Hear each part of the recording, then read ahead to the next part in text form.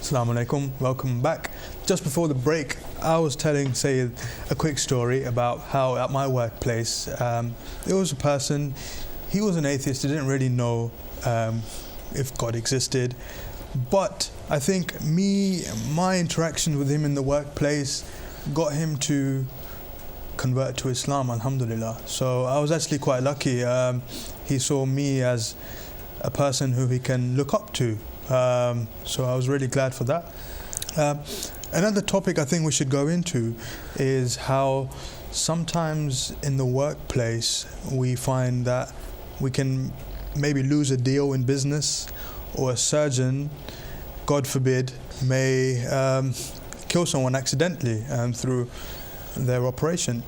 These stresses can affect someone within the working life, and then when they go home it may impact onto the family life. How can we balance these situations? I mean, the topic around is spirituality and professionalism, and I'm sure you can shed some light into this. Yeah. So Sayyid, without no further ado. I mean, if we look at that, and where the spirituality comes into this particular area, is the fact that, for example, we have a hadith, it's very well known, regarding tawakkul, regarding trusting Allah subhanahu wa ta'ala. And the hadith is that trust in Allah subhanahu wa ta'ala but tie your camel. Okay, so what that means is that you have to trust Allah subhanahu wa ta'ala regarding the outcome. Okay, you have to be thorough in your processes. Okay, so I'll be questioned, and this is obviously not just about professional life but in everything. I'll be questioned about the processes that I followed. Okay, did I follow the due process that I was ordered to do? And if the answer is yes, then yes, that was my responsibility, that was my obligation, I fulfilled the processes. The outcome is not in my hands. Okay. Outcome Absolutely. is in Allah subhanahu wa ta'ala's hands. Absolutely. Okay, so if I know that and I believe that yes, I have to put in the effort to get the deal. I have to put in the effort, if I'm a doctor, to save this person's life. For example, if I'm a counselor, I have to put in the effort to save this person's marriage. For example, I am, for example, this person's come with this problem, I have to put in the effort to resolve their problem. I have to put in the effort to resolve their query. The outcome of that is not in my hands.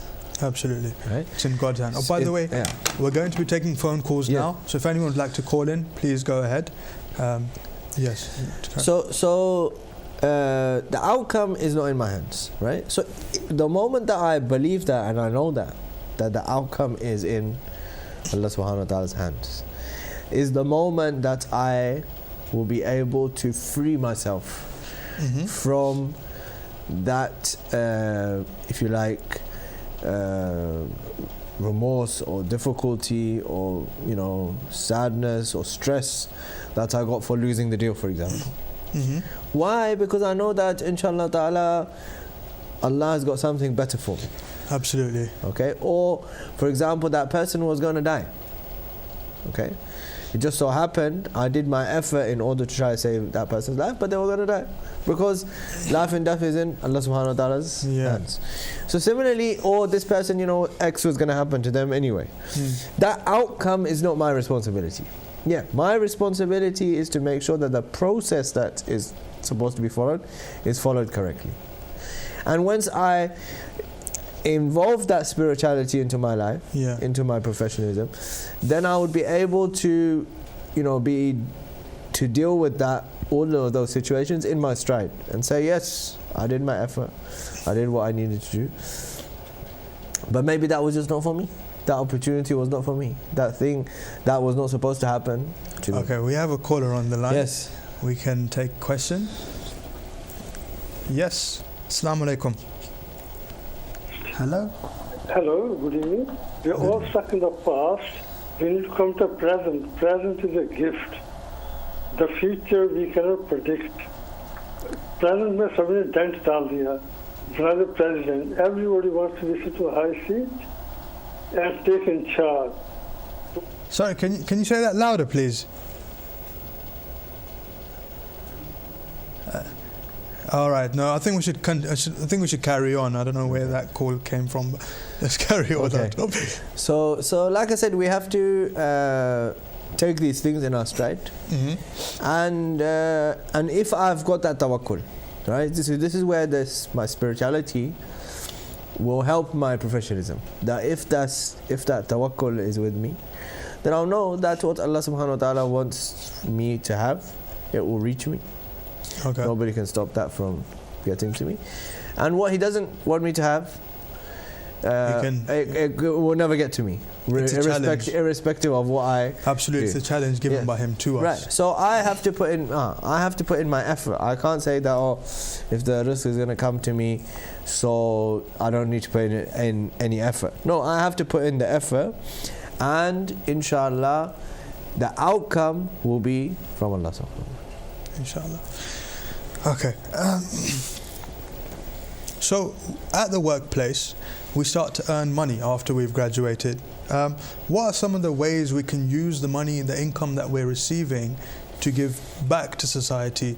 Or, for example, we've got khums, and sometimes having too much money can also divert our intentions out of Islam. I mean, we see this happening. We see someone who doesn't have much money, they practice religion quite consistently.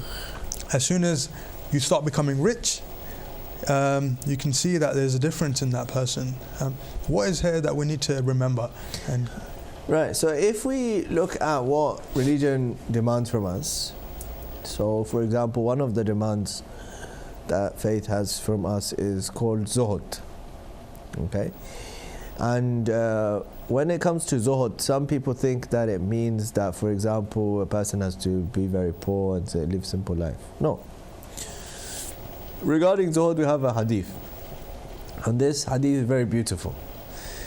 And I'm going to give you a story about this hadith as well. So this hadith is that zuhud is not that you don't own anything. Zuhud is that nothing owns you. Okay, so there's a difference, right? I've got everything, but it doesn't own me, it doesn't control my life. So I'll give you an example about this. There's a book, in fact, it's the best book on zuhud. It's called Jami' al-Sa'adat. It's in English as well. Okay, cool. By Mullah Ahmad Naraqi, rahmatullah alayh. So he wrote this book on zuhud, and a person read the book, and he read the whole book, and he became a zahid. He became detached from this world. Cool. Okay, so he left everything, family, friends, everyone, and he took. In Iran, you have kashkul. Kashkul is like, it's made of like it's like a container, which these people who are detached from the world, they carry around, and whoever wants to put something in it, they will put something in it, and that's how they live their lives. So this person, he's got his kashkul, and he's so one day he thinks to himself that I want to go and meet Mullah Ahmad al-Naraqi, who's written this book, and because of him I've become such a ascetic, such a pious person. So he goes, he lives in a different city, he goes to the city where Mullah al-Naraqi lives in Iran. And when he arrives, obviously we're talking about a time when there wasn't Google Maps and this kind of thing to find out where people are. When you would go somewhere, you would go to that city, then you would ask, where does so and so person live, where can we go? So when he arrives, he asks the people in that city, like, where does Mullah Ahmad al-Naraqi live? So they tell him, they take him to this massive masjid, and there's a big madrasa in there, and it's a big house, and there's lots of activity going on. And they say to him that this is where he lives. So this is not possible. He wrote this book on zuhud, and he lives in such a big house, and he's got such a big, all these possessions, belongings, so on and so forth. So he said, this is the place. We'll take him inside. When they go inside, he's even more surprised. There's so many people there. There's so much wealth, so much, all these kind of things. So he's very angry as well. He said, look, this person's written this book on zuhud, and this is how I've become, and look at him. So he comes to him, and he says to him, look, I wrote this book, I read your book on zuhud, and I've become like this, and you're like this. What is this? Mullah Ahmad al-Naraqi says to him, okay, sit down, relax. So he sits down, they have a conversation, brings chai, and so on and so forth. All of a sudden somebody comes and they say, we're going to Karbala. Okay. So Mullah Naraqi says, let's go to Karbala. Okay. So he gets up and he leaves everything and he walks up. And he tells this guy, come on, let's go to Karbala. So they start going towards Karbala. Now it's the old days, it takes time even from Iran to go to Karbala. So they're on the way. On the way, he realizes this kashkul that he had, he's left it in Mullah Naraqi's house.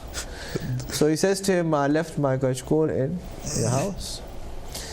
Mullah said, no problem, I'll buy you a new one. Right? So he says, no, I want to go back, that's my kashkul, Mullah Naraqi says to him that, I told you I'll buy you a new one.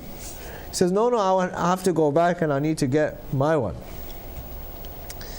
So this is where he figured that this was the best time to teach this person. So he stops him and he says, they stop in the middle of the journey. And he says, this is the difference between you and me. He says, look, I own all of these things, but I left all of them in order to go to Karbala. Right? I didn't even think for a moment. Somebody said to me, let's go to Karbala. I said, let's go to Karbala. I didn't even care about all these things I had. You only have kashkul, but you want to leave the ziyarat of Karbala in order to go back to get your... He goes, this is what it means to be attached to the dunya. And this, my action is what it means to be detached. Not that you have everything or you don't have everything. No, whatever situation you're in, you're not attached to it. Okay, but this is the most key thing. Now, how do we save ourselves from becoming attached? If we become wealthy, right? So we have to be in the habit of giving or helping. Imam Amirul Mu'mineen alayhi salatu wasalam says that Allah subhanahu wa ta'ala, whatever He has given you more than you need, is a test for you to see whether you help those who are less fortunate than you. Okay, this is one. Number two is that the Holy Prophet ﷺ says to his companions that do business with Allah subhanahu wa ta'ala. He said, how can we do business with Allah subhanahu wa ta'ala? He says, give charity. Give charity and you receive more. Give sadaqah. Okay, give sadaqah. Why? Because this giving sadaqah is an investment. It's a twofold investment.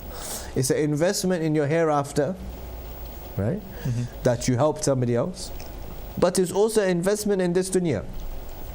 We think that if I give in charity, my money is going to become less. Allah subhanahu wa ta'ala says no. If you give in charity, your money is going to become more. If you help somebody, if you give those things which are obligated on you and you give more, Allah subhanahu wa ta'ala will give you more. Imagine, it's a very simple thing. And when we're talking about charity, we're talking about very simple amounts. For example, this is how I think about it. So if I go into the shop and I buy something for £30 for me, right? I think to myself that I spent that £30 on me, and that £30 that I spent is only for me, right? Which is fine. There's nothing wrong with that, but it's only going to benefit me.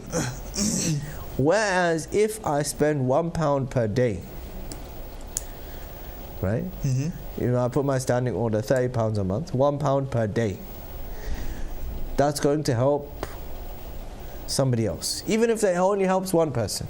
Probably it's going to help more than one person, but even if it helps one person, it helps somebody else. So if I can spend something that will only help me, then I can definitely spend something that will help somebody else. How about the topic of khums? I know, like, for example, we have to give a certain portion of our income away. We have to have that income available at the end of the year. And what can we explain a bit more? I mean, if you look at this, it's a big blessing from Allah subhanahu wa ta'ala. You know, I know, everybody knows, I'm sure everyone watching, that when you get your pay slip at the end of the month, it tells you this is how much you earn. And then it tells you this is your taxable income, and then it tells you this is how much is going in your bank account. So that taxable income is already taken out before the money reaches your bank account. Allah subhanahu wa ta'ala doesn't do this. He doesn't say to me that before the money came to you, you have to give. No. He says the money will come to you, you spend, you take out all your expenses, take out everything that you need. Then at the end of the year, if you're left with something, not even all of it, 20% of what is left over, the 80% is still yours. 20% of what is left over after you've done all your spending, right? Now some people might find it easier, like this is what I do, for example, that because you receive your salary monthly, to work it out monthly, right? Rather than waiting till the end of the year, because then it's calculating is going to be so difficult. we can actually give our money monthly, instead of so for example, you can every month calculate your 20% out, cool, okay, and put it into, for example, put it into a savings account, okay, cool, okay. Then at the end of the year, you take out that lump sum that's you've saved up and you give that into khums, okay, if that makes it easier for you. The Shariat gives you a flexibility of 12 months, that you can pay up to 12 months, just like, for example, if you do self-assessment, you have this flexibility that you can pay up to 31st of January, which is yesterday. Yeah. Right? So, similarly, Shariat gives you a flexibility that you can pay up to 1 year, right? For the 12 months. But if it makes it easier for you, work it out every month, take it out, put it aside. Then, during that year, if you need that money, you can dip into that, take it out again. Whatever's remaining, you give it into khums. Okay.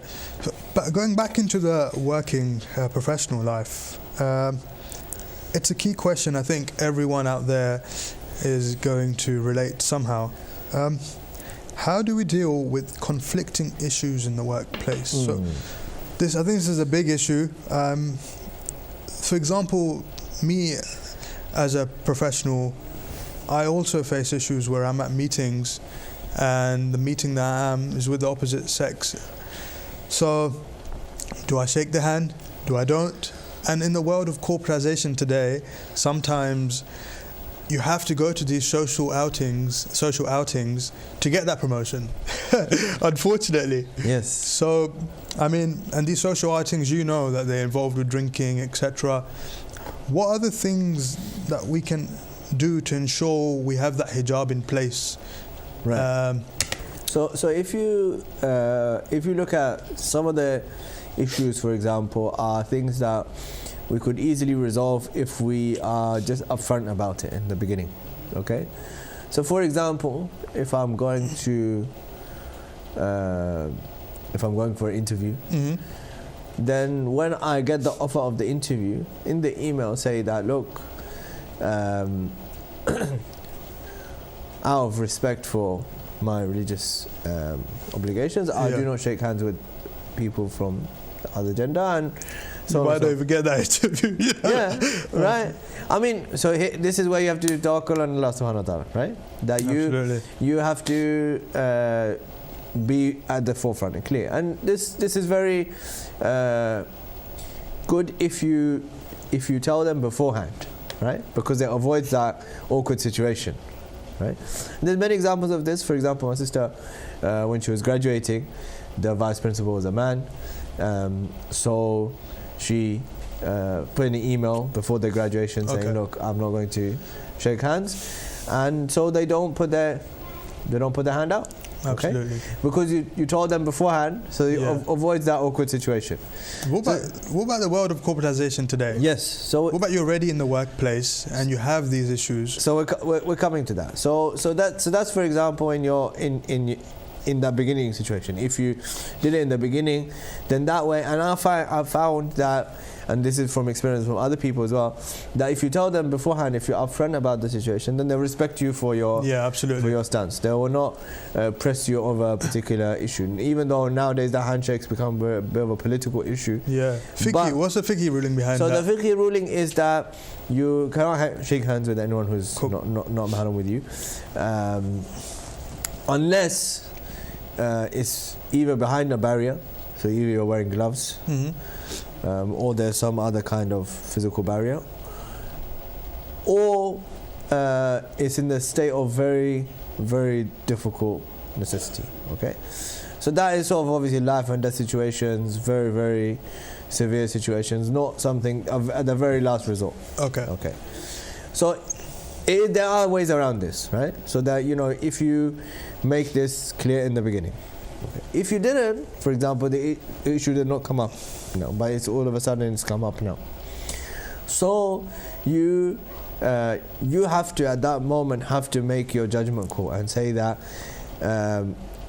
how big of an issue is this particular situation that I have to make the judgment call, right? I have to decide. I've been given responsibility. You need to decide that you make the call. That is this something that if it's an awkward situation, you can get over it, or if it's an awkward situation which is going to lead you into an unbearable difficulty, then it's a different situation. So you have to make that call, and it can be a many times difficult situation. But most of the time, if you're upfront about the situation, then you can avoid. For example, you know that there's going to be a meeting. It's coming up. It's important. So you just send out a message just in case. Say that I do not shake hands, blah, blah, blah. And you'll find that most of the time they're the ones who put their hand out. So if you told them beforehand, then they won't put their hand out. So therefore you avoid the situation. Of course, culturally, it's very common in British culture that people shake hands. And especially in the workplace, it's seen as a professional thing to do, so on and so forth. But if you explain and they're in the know beforehand, then you will avoid yourself from that awkward situation. Okay. Once again, I'd like to tell everyone you can call in with your questions.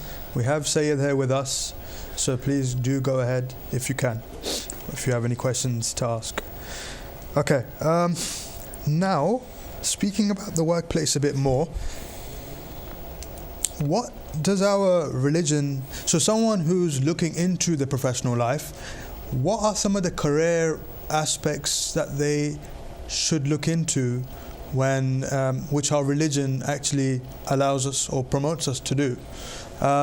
In our culture, of course, for example, pharmacist, doctor and dentist is all that everyone wants us to be. However, there may be people out there which want to do something different. I know all these health side of the work environment is important, but what would you say are other important job descriptions which we are maybe missing, career aspects which we are missing in our faith? I think one of the key career aspects that we will always need more people are teachers, and there's a lot of emphasis on that in the religion of Islam regarding teaching whatever you know to teach it to other people. But also, one of the important aspects that religion emphasizes on a lot, and maybe for some people might come as a bit of a surprise, is to have your own business. You mentioned this to me before. We have a lot of whatever. narrations about running your own business and the barakat that comes from running your own, even if it's a small business, even if it's modest business. Running your own business, or being in control of your own destiny, and being your own boss, and being responsible for your own actions, is very emphasized upon. Okay, of course, things have changed. In the past, there was a bartering system, as you know. You would have something, I would have something. We would exchange goods. Now we have money. Now we have paperless transactions, now we have e-money, all these kind of things. However, rather than, if there's a choice between working for somebody and working for yourself, then all the narrations indicate towards working for yourself. Okay. So this is something very important.